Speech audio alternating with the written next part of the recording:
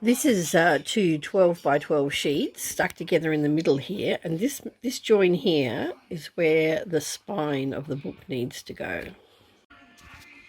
Here you can see when we do the spine, obviously it's going to be on the inside, but the middle of this seam here, this seam needs to go into the middle of the chipboard. You place these about 1/8 of an inch like this,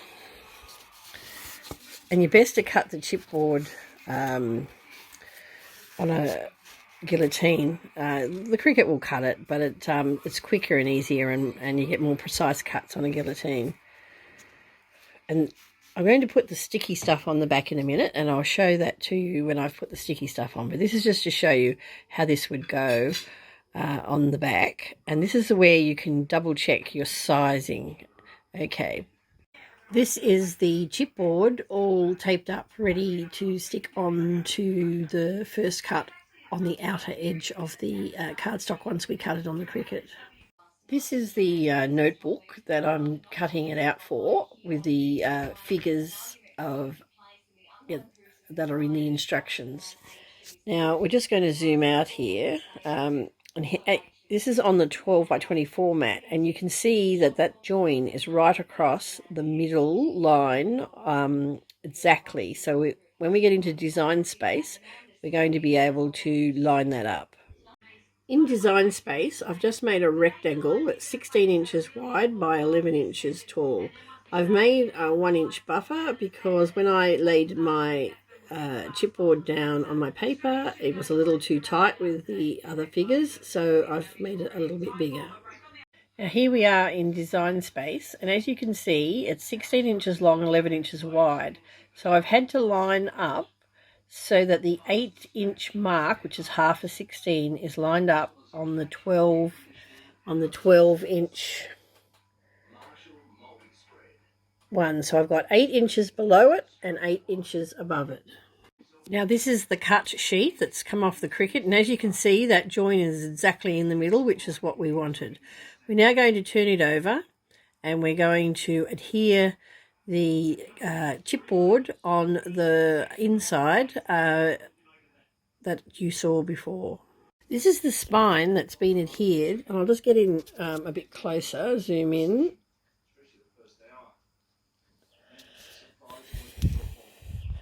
So that you can see that's the inside seam. Wait, I get back a bit and get in focus. Doesn't want to focus. We'll just try. There we go. You can see that that's the inside seam. But when we turn it over, this outside seam is exactly in the middle of that spine.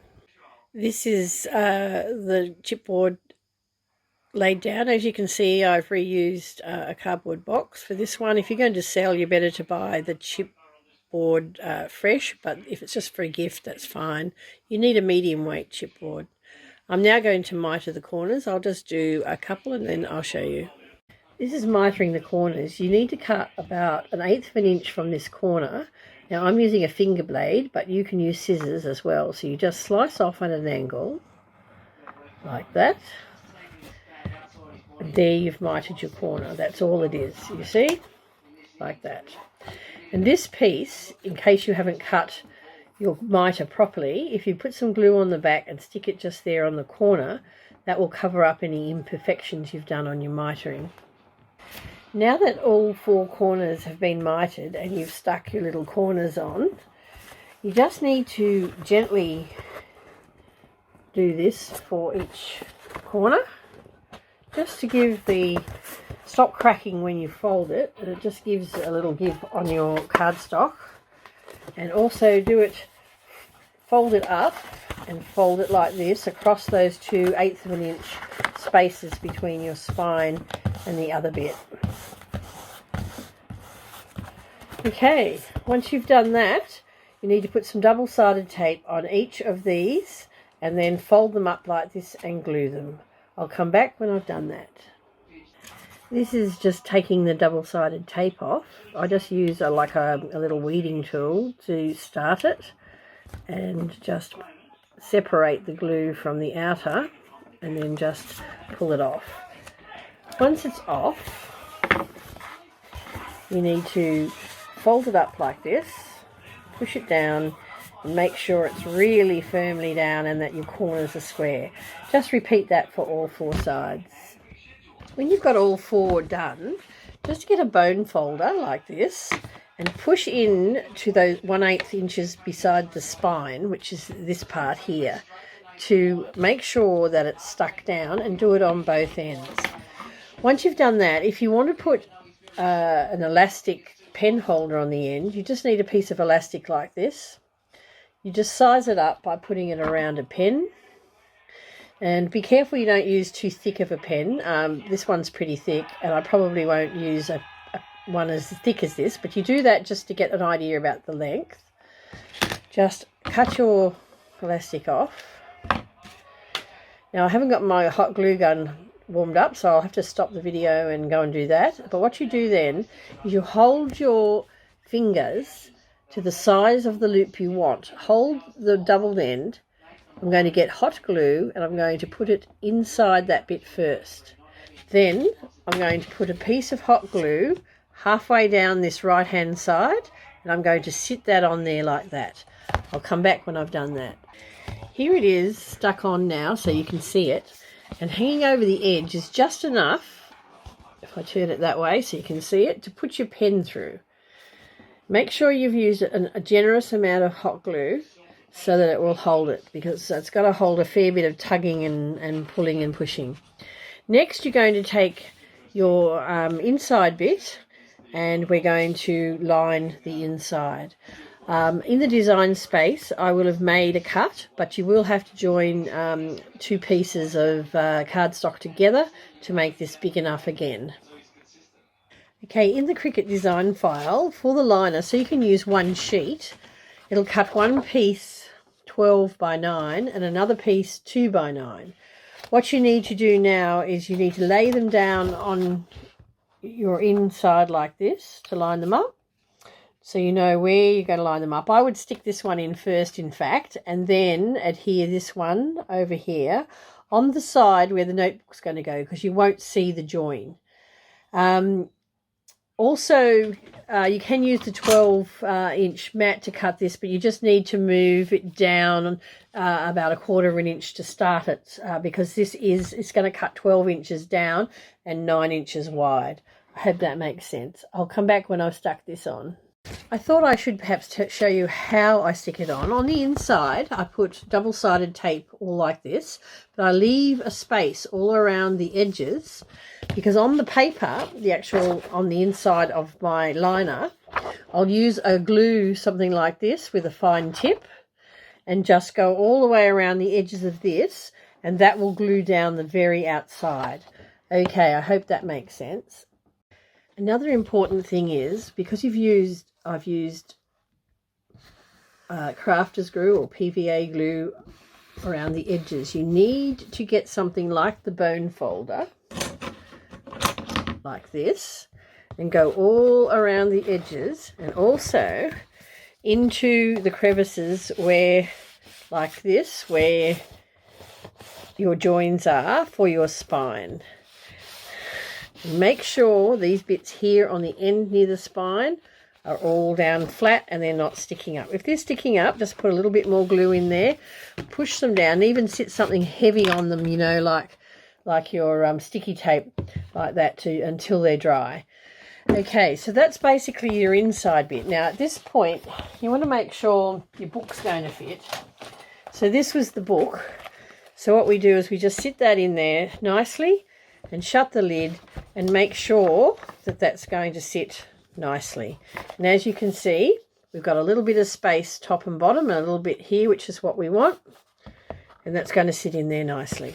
The next step is we're going to paste in the gusset in here to hold the book, and we're going to paste in just here a little pocket so they can put some notes in. And then I'll come back and show you how to shape the back of the book so it sits neatly inside your pocket. In the design space, they'll all be labelled what the little bits are for. Okay. I've put in the design space a cut file for the flap and also for the pocket in the front. However, it's probably just as easy to cut them from your scraps. So it's up to you whether you want to do that. If you do want to cut them on the Cricut, you'll have to manipulate your mat to make sure that that first piece for the outer cuts with that join down the middle. And you'll have to put your pocket up one end and your flap for the pad down the other end. It may be, as I say, a bit easier just to cut the first piece and do the other two by hand, but I'll leave that up to you. Okay, I'm going to screw glue the flap, which is this 9" by 4" bit, and it goes in the right hand end along here. And what we're going to do is leave this part open, and we're going to slide a cover of the pad in there. Because this is going to get a lot of wear and tear with stuff putting it in and out, you either need to hot glue that shut, or if you've got an ATG tape runner like this, that is strong enough to hold it. But if you don't, you're going to need some pretty strong glue to hold this in the back. Okay, next step. In this project, because I wanted to use the words dream and wonder and I wanted them left on, I didn't do the angle cut. So you can mix and match up your pockets. You can either have that angle cut or leave it as a square pocket. You'll see. Okay, to do to fit the book in, it'll be too tight to go in normally. I have made this book, this particular cover with a little bit more give, so you may be able to push it straight in. But see, it's a bit tough to go in. So what I usually do is I take the scissors and I just cut an angle out like this towards the top on both ends. And it just gives you a bit more room, wiggle room. And I also cut just 1/4 inch or so, maybe 1/2 inch off the end. And this just helps go into your pocket a little bit better.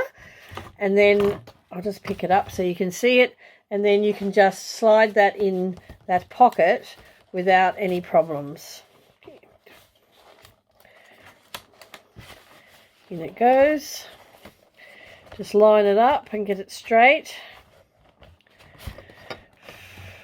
Close it up, and there you have it. Now, if you want to put a pen in, choose what colour pen, and then the pen just loops through your little bit of elastic on the end, if I can get it in, and you push it up about halfway, and there you've got your pen holder in the side.